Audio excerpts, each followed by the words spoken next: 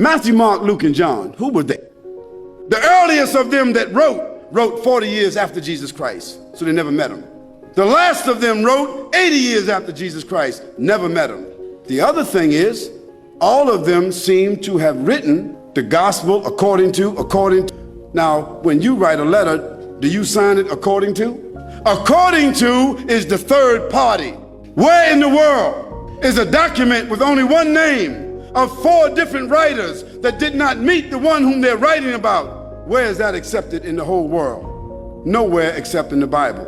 And the Christian historians, they all agree that perhaps those 4 writers themselves were only pen names, because a writer would not write his first name according to. Because if Jackie wrote me a check and only said Jackie, I couldn't cash it. And if I was a policeman and I stopped Jackie on the road and she had a license that only said Jackie, she's going to jail. And there's a great amount of suspicion that the man called Paul, that because he wrote all the books from Acts all the way to the end of the New Testament, how many books is that? All the books of Acts on, Colossians, Ephesians, Corinthians, Romans, Galatians, all of those books are written by whom? Paul. Now here we find 4 writers and another one between them that wrote all the New Testament books that never talked, never walked, never ate, never prayed, never met the man called Jesus Christ. Isn't that something? Yet the first mentioning of Jesus being divine, a man God, came from whom? From them.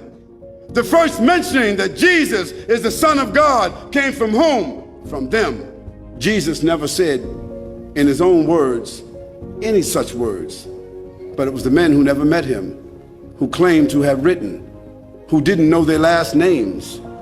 And Paul, by the way, before he had that vision on the road to Damascus that only he saw and only he heard, guess what his occupation was?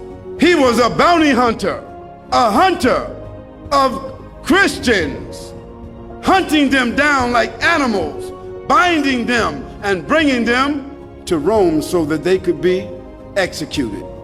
Now, if Hitler, after killing thousands of Jews, said that on the road to Berlin, he had a vision that he was named an apostle to the Jews, and he wrote 20 books that all the Jews are supposed to follow, do you think they would be following that book?